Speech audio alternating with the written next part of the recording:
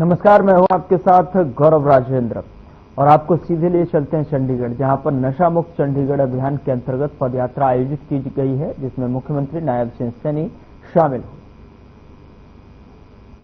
कार्यशालाएं और पंचायत स्तर पर हमने संवाद ये आयोजित किए हैं। हमने मुख्यमंत्री आउटरीच कार्यक्रम के तहत नशे के खिलाफ साइक्लोथॉन, अपराध नशे ग्रस्त क्षेत्रों में खेल प्रतियोगिता, नशा मुक्ति अभियान आदि आयोजन किए हैं। लोगों को नशे के दुष्प्रभावों के बारे में शिक्षित करने व युवा वर्ग की ऊर्जा को सुदृढ़ करने कार्यों में लगाने हमने जैसे राहगीर मैराथन आयोजित करने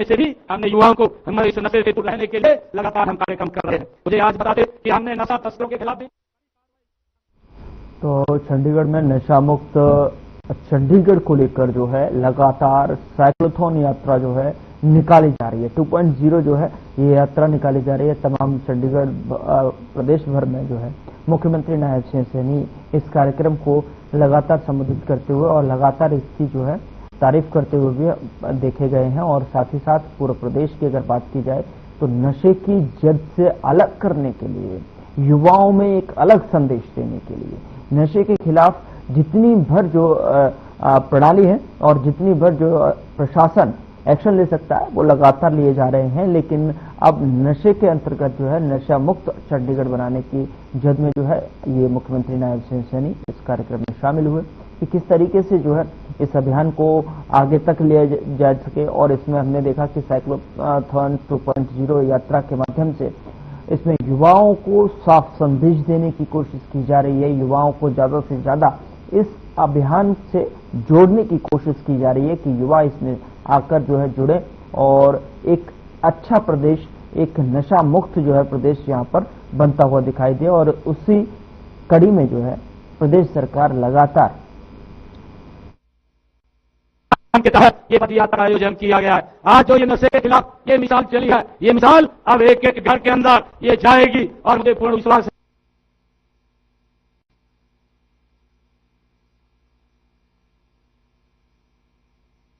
है कि हम सब मिलकर के इस नशे को जड़ से समाप्त करेंगे और हमारा ये चंडीगढ़, ये ब्यूटीफुल चंडीगढ़, ये नशा मुक्त होगा। ये मुझे इस बात की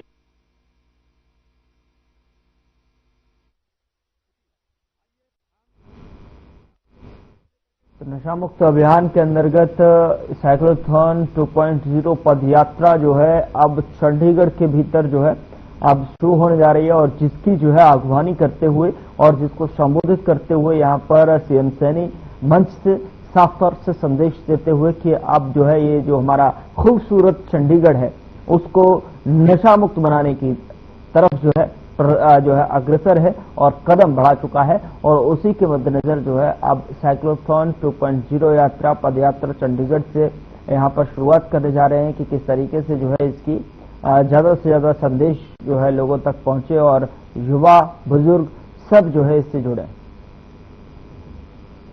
प्रधानमंत्री नरेंद्र मोदी जी का भी विजन है कि हमने 2047 तक ये विकसित राष्ट्र बनाना है। तो विकसित राष्ट्र में हम सभी एक बड़ी भूमिका इस अंदर होगी, क्योंकि ये नशा एक व्यक्ति की समस्या नहीं है, ये नशा ये समाज की समस्या है। जब हम मिलकर के इसके प्रति जागरूक होकर के इस लोगों को जागरूक करने का काम करेंगे तो ये समस्या समाप्त हो जाएगी और ये भारत, ये राष्ट्र विकसित राष्ट्र बनेगा। इसके लिए हमें संकल्प लेकर के आगे बढ़ने की आवश्यकता है। आप सब आए हैं, मैं आपका दिल से बहुत बहुत धन्यवाद करता हूँ। जय हिंद, जय हरियाणा।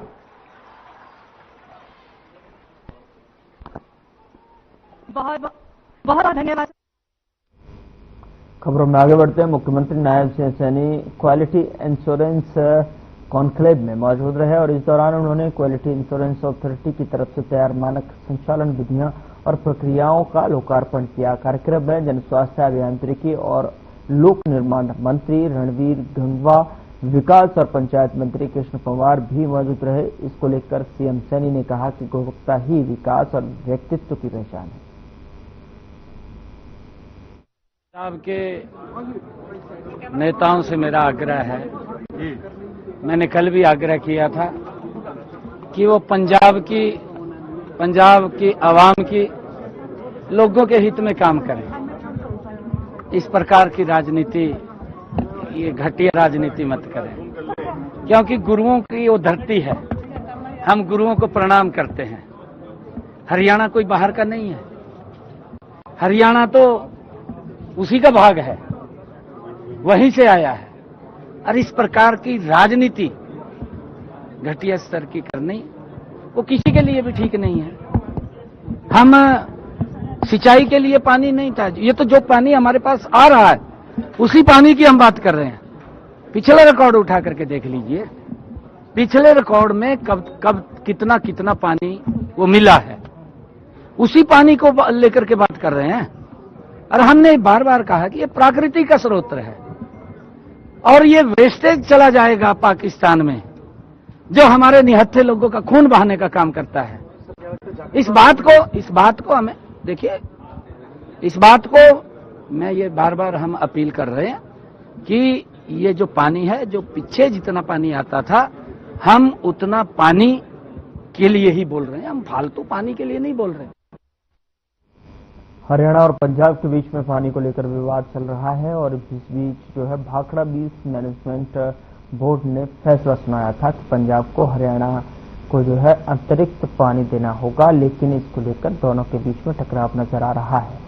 इस बीच भाखड़ा डैम से पानी नहीं छोड़ा गया और इसी के चलते जो है गृह मंत्रालय में आपात बैठक भी बुलाई गई और केंद्रीय गृह सचिव गोविंद मोहन ने बीबीएमबी के फैसले पर चर्चा की लिए जो है पंजाब, हरियाणा, राजस्थान और हिमाचल प्रदेश के मुख्य सचिवों को तलब किया।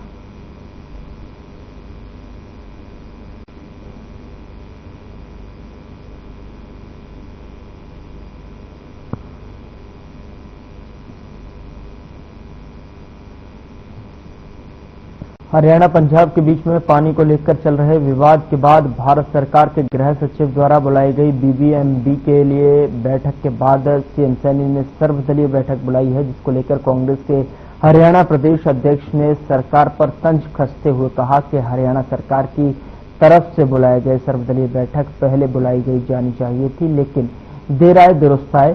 साथ ही उन्होंने कहा कि सेंसिटिव मामला है जो आम लोगों और किसानों से जुड़ा है और हमारे अधिकार पहले ही पंजाब में छीने हुए हैं।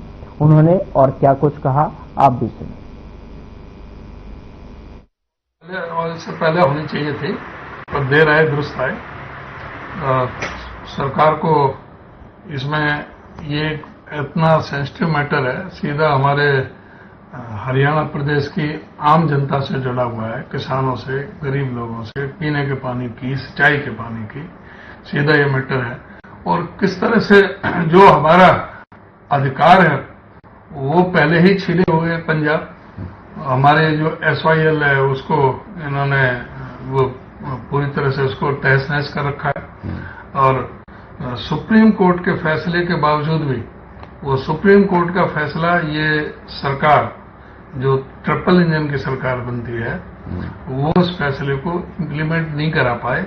और जो हमारे दशकों से जो पानी हमारा जो मिल रहा था 8,500 क्यूसिक, उसमें भी 5,000 क्यूसिक कटौती कर दी, तो हरियाणा तो बर्बाद हो जाएगा। यहाँ तो जो उन्हें पीने का पानी के लिए भी तरस जाएंगे। ये तो बहुत ही दुर्भाग्यपूर्ण फैसला है इनका। आम आदमी पार्टी की वोट की राजनीति का एक केजरीवाल जी पता नहीं क्या वैर है इनको हरियाणा से कि भी हरियाणा में इनको कहीं पैर टिकाने का कोई समय नहीं मिला या कोई भी इनको जगह नहीं मिली। तो इस वजह से ये दिल्ली में भी ऐसा काम करते थे और अब पंजाब में इन्होंने एक नया मुद्दा इस तरह से लोगों का ध्यान भटकाने के लिए दोनों प्रदेश की जनता को ये उद्वेलित करने के लिए, उनमें आपस में झगड़े कराने के लिए ये इनका बहुत बड़ा षड्यंत्र है और बहुत ही बड़ा इनका ये निकृष्ट कार्य है कि जो हमारा अधिकार है उसको जो न कैसे। और इस मामले में हमने पहले से ही मांग की हुई है सरकार से, कोई सर्वदलीय मीटिंग बुलाओ शीघ्र, कल बुलाई है तो कल जाएंगे, अपना पक्ष रखेंगे। और इस मामले में हम सरकार के पूरी तरह से साथ हैं और सरकार को चाहिए कि इसमें किसी भी तरह की ढील न बरती जाए और यहां भी तुरंत हरियाणा में विधानसभा का सेशन बुलाया जाए। फरीदाबाद में चल रहे विकास कार्यों की समीक्षा बैठक करने पहुंचे राज्य मंत्री राजेश नागर ने शहर में हुए जलभराव को लेकर अधिकारियों को दिशा निर्देश दिए हैं। नगर निगम PWD से संबंधित अधिकारियों की बैठक ली है जिसमें विकास कार्यों पर चर्चा की गई है।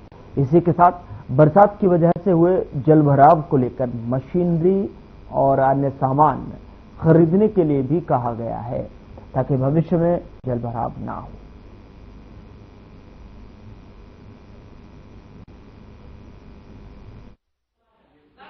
सीवर की सफाई की बात हो, चाहे सीवर ब्लॉकेज है उसकी बात हो, उसके निर्देश हमने दिए हैं। और हमारे बैठक में हमारे के अधिकारी और सीएमओ हेल्थ से सारे अधिकारी आए थे। उन सभी को निर्देश दिए कि साफ सफाई का ध्यान रखा जाए, जहाँ भी नालियाँ की सफाई होगी वो सफाई की जाए, नालों की सफाई की जाए। और उसके लिए कोई मशीन खरीद दी है, जेसीबी या और इंस्ट्रूमेंट या ट्रैक्टर की बात हो, तो उसके लिए सारी बैठक के लिए आज हमने बैठक की है कि आगे इस तरह की कोई दिक्कत ना आए। और पहले से ही हम इसको मानसून से पहले लेकर कर रहे तैयारी की भाई जो जहाँ भी वाटर लॉगिंग होती है या पानी भरने से जल भराव होता है, संभावना होती है, वहाँ पहले दिन उसकी सफाई और इसके लिए इंतजाम।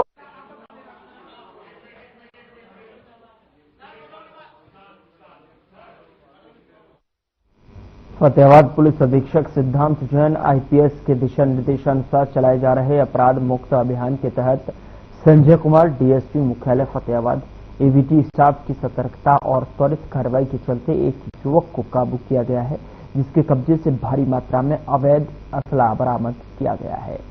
बता दें कि आरोपी की पहचान गुरजीत सिंह और जीती पुत्र बलविंद्र सिंह वासी गांव डांडी बबनपुर के रूप में हुई है।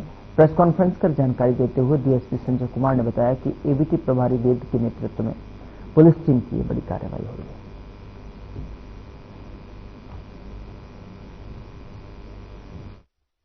गुप्त सूचना मिली थी जिस पर हमारे को असले बरामद हुए हैं, जिसमें 3 नाजायज असले हैं और एक पिस्टल है 9mm का, और उसमें कारतूस वगैरह बरामद हुए हैं जो डाणी बबनपुर पड़ता है सदर हत्या में। वहां से हमने एक बंदा राउंड अप किया है और इसे असला बरामद किया। टोटल 8 और 3 11 टोटल 11 रौंद है और 4 असले हैं और चारों में एक 9mm और 3 नाजायज करते हैं। कितने आरोपी पकड़े? आरोपी एक ही गिरफ्तार किया है और इसकी सूचना जैसे एबीटी को मिली तो उन्होंने इसके पीछे लगे और गुप्त सूचना के आधार पर इनको गिरफ्तार किया।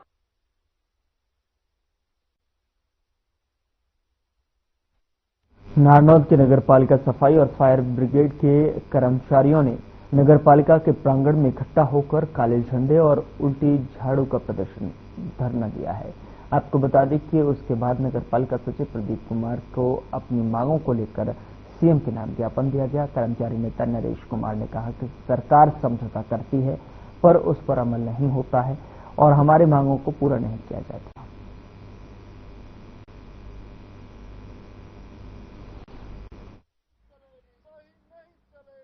प्रदर्शन इसलिए है जो सरकार के साथ हमारे समझौते होते हैं, वो समझौते होते हैं तो लेकिन सरकार उनको लागू नहीं करती। तो नगर पालिका संघ हरियाणा ने 27 अप्रैल को रोहतक के अंदर एक मीटिंग, बहुत बड़ी मीटिंग की थी। उसके अंदर फैसले लिए गए हैं। जो भी हमारे मांग मुद्दे हैं सरकार के साथ बातचीत हुई है। आज हमें इसका ज्ञापन देना है हमारे सचिव महोदय को, इसको ज्ञापन देंगे और यहाँ प्रदर्शन करके हम हमारा समाप्त करेंगे। तो आज का हमारा झाड़ू प्रदर्शन है और काले झंडे, और जो आने वाले प्रोग्राम हमारे जो 13 और 14 के 2 दिन के हमारे प्रदर्शन है, झाड़ू प्रदर्शन, और 16 तारीख का जो हमारा भूख हड़ताल है हमारी पूरे हरियाणा के अंदर 1 दिन की वो भूख हड़ताल होगी। और जो हमारी 20 मई को राज्यव्यापी हड़ताल है उसका हम फुल जोर समर्थन करेंगे। आज पूरे हरियाणा प्रदेश के अंदर नगर पालिका, नगर परिषद और नगर पालिकाओं में को रोष प्रदर्शन करने का फैसला लिया है। इसमें सरकार के साथ में हमारी पिछले 3-4 सालों से हम लगातार धरने और प्रदर्शन कर रहे हैं, लेकिन सरकार ने अभी तक किसी भी कर्मचारी को नियमित करने का काम नहीं किया है। सरकार ने जो 2018 में सफाई का कर्मचारी को पैरोल पे लेके आई थी और फायर का कर्मचारी को पैरोल पे लेके आई थी, अभी तक उन कर्मचारियों को समान काम समान वेतन भी नहीं मिला है। और जो बाकी रह गए कर्मचारी, उनको कहा था भाई इसके बाद में उन कर्मचारियों को हम पैरोल पे लेके आएंगे और पहले जो पैरोल पे आए कर्मचारी उनकी पॉलिसी बना के उनको नियमित करने का काम करेंगे। लेकिन इतना लंबा अरसा बीतने के बाद भी सरकार ने अभी तक इन कर्मचारियों की कोई भी फाइल को आगे नहीं बढ़ाया है। और कई सालों से हमने देख लिया सरकार झूठे वादे कर रही है, बात तो मान लेती है लेकिन उसको पूरा नहीं करती सरकार।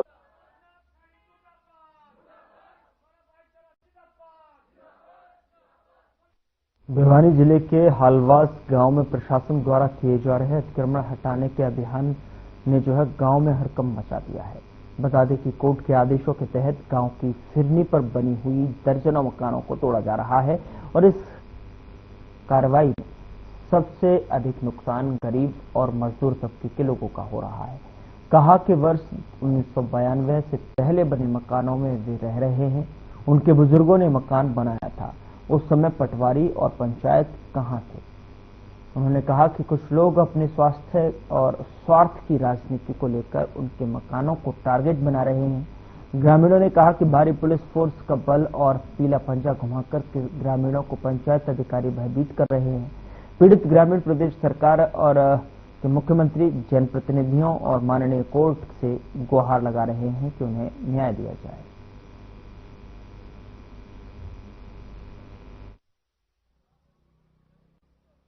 हम तो गरीब आदमी जो 1992 में बनाया था जी मकान, और दादा भाइयों ने बनाया हुआ था।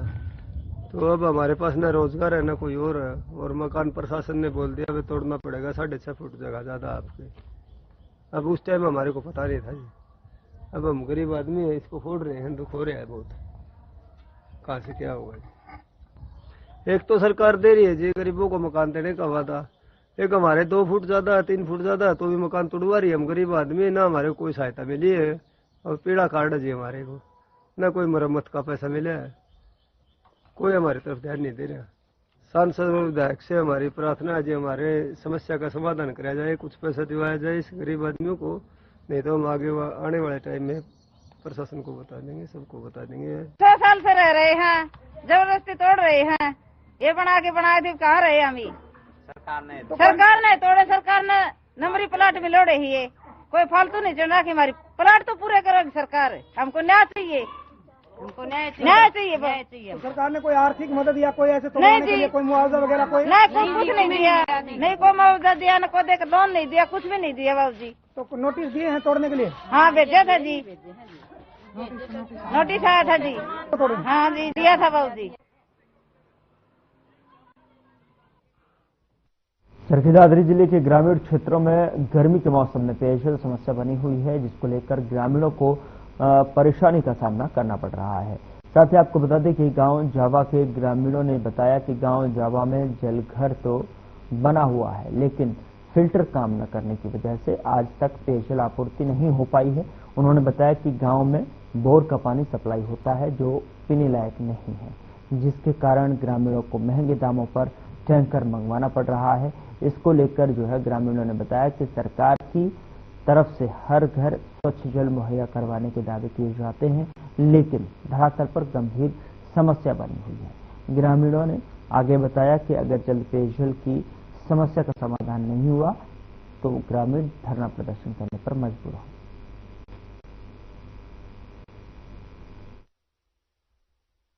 दावे झूठे हैं, जावा में कहीं पानी नहीं है, टैंक है वो खाली पड़ा है, वैसे भी फिल्टर होकर नहीं आता।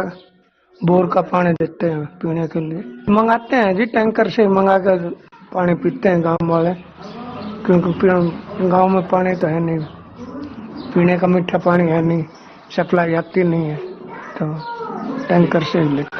पानी आ ही नहीं रहा, जो आए कुछ आता है समय के लिए वो ट्यूबवेल का आता है, नहरी पानी ही नहीं आ रही, ना फिल्टरों में डाल दे ना वो आ रहा। प्रशासन की मैं बताया था अपने डॉक्टर वीरेंद्र ने, प्रशासन के पेश हुए थे, मैं तो घर नहीं हुआ, लेकिन ये पेश हुए हैं, ये ठीक गांव के और भी आदमी पेश हुए हैं। 2 दिन में 6 आवाज का 3 दिन में, और वो पानी आवश्यक TDS 1700 से 2320 में पीने योग्य नहीं है। यदि नहराली सप्लाई हो कोरी ने ना फिल्टर, ये रिपेयर करवा 53 लाख रुपया आया था रिपेयर खातिर, फिल्टर कोई रिपेयर नहीं हुई।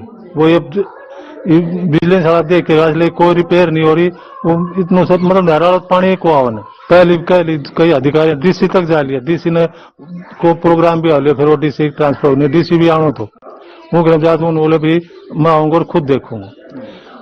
धर्मवीर न कही, धर्मवीर बोले भी ठेकेदार को ब्लैक लिस्ट कर दो, लेकिन वो ठेकेदार ने ना तो क्वाड लगाया उनका, ना उनका 4 दीवारी करी, ना वो फिल्टर बनाया। पीने के लिए एक बूंद भी पानी नहीं, फिल्टर का नाम के लिए बहुत बने हुए हैं, लेकिन फिल्टर का नाम नहीं, तो कोई मशीन आई ना कंप्यूटर, आज तक शुरू ही नहीं हुआ है।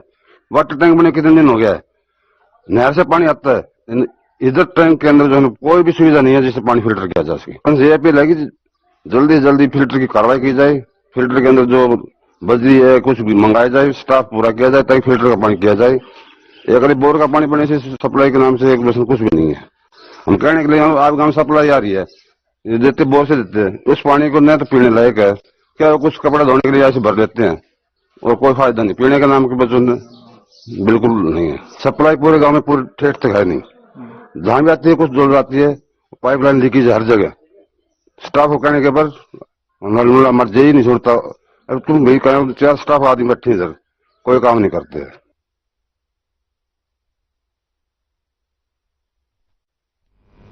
हिसार जिले में संयुक्त जल संघर्ष समिति और पगड़ी संभाल जुटा ने नहरी पानी की मांग को लेकर हिसार के HAU गेट नंबर 4 से लेकर लघु सचिवालय तक प्रदर्शन किया है। विभिन्न किसान यूनियनों के सदस्य 4 नंबर गेट के सामने पार्क में इकट्ठा हुए और सैकड़ों की संख्या में जो है सड़कों पर प्रदर्शन करते हुए लघु सचिवालय पहुंचे।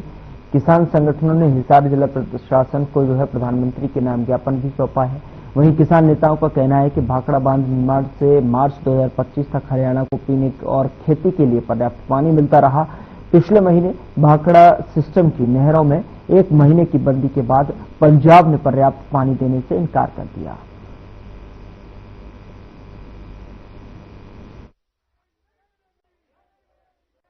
आज का प्रदर्शन पानी को लेकर है। जो ये पानी का मसला हरियाणा और पंजाब की सरकार ने चला रखा है, ये किसान और मजदूर को सिर्फ लड़ाने के लिए है, क्योंकि भाखड़ा ब्यास मैनेजमेंट बोर्ड है, ये केंद्र सरकार के अधीन है। हरियाणा और पंजाब का इसमें कोई लेना देना नहीं है। ये सिर्फ हरियाणा और पंजाब का जो भाईचारा बना था किसानों मजदूरों का, उनको तोड़ने का एक सरकार का वो है। और हम तो जब से सरकार बनी है 8-10 साल पहले से लगातार कहते आए हैं, किसानी बचाने का काम कर रहे हैं हम, कि ये किसानी नहीं बचेगी, आपको पानी के लिए भी तरसना पड़ेगा। हमने 8-10 साल पहले ही कही थी ये बात।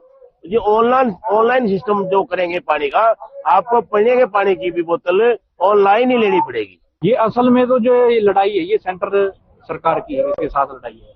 सेंटर सरकार को डिफेंस कर रहे हैं हरियाणा और पंजाब के मुख्यमंत्री। हरियाणा का मुख्यमंत्री पंजाब वालों को ऊपर ब्लेम कर रहा है और पंजाब वाला कर रहा है हरियाणा वालों को। जो ये किसान आंदोलन के अंदर जो भाईचारा हरियाणा पंजाब ने छोटे बड़े भाई का जो नाता निभाया था, उसको देखते हुए किसान आंदोलन में भी वहां मंचों से भी और एक आवाज उठती थी, ये जो लड़ाई है ये फसलों की नहीं है, या जो 3 काले कानून आए उनकी नहीं है, ये नस्लों की लड़ाई है। तो उस चीज का जो रिजल्ट वो आज आगे दिखाई दे रहा है। ये हमारी नस्लों की लड़ाई है। ये जो पानी मतलब जो आज नहीं दिया जा रहा हरियाणा को, पंजाब ये कह रहा हमारे पास हमारा बढ़ता पानी पूरा नहीं, हमने बढ़ता हमारा दे दिया है। पंजाब का सीएम भगवंत मान ये भाषण दे रहा है और हरियाणा का सीएम ये कह रहा है भी पंजाब वाले हमारे को पानी नहीं दे रहे। सेंटर सरकार का इसमें ये रोल है जो इंटरनेशनल इन्होंने संधियां करी हैं। इस इलाके की शुद्ध जल संग्रह समिति जो खासकर राजस्थान के बेल्ट का लगते गांव है, उस इलाके के शुद्ध जल संग्रह समिति के आह्वान पर पिछले 1 महीने से लगातार चल रही नहरबंदी, और अभी सुनने में आया कि इस नहरबंदी को 20 मई तक बढ़ा दिया गया।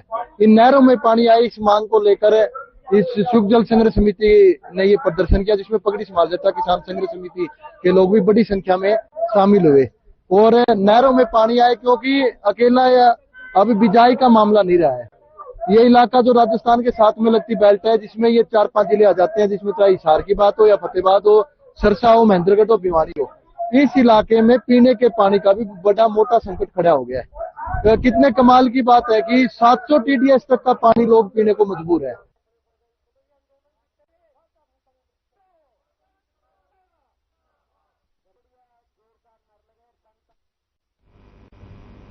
फिलहाल बुलेटिन में इतना ही, पर अब वक्त हो चला है डॉक्टर राकेश गुप्ता के साथ हमारे खास कार्यक्रम प्लस माइनस का। नमस्कार दोस्तों, बिहार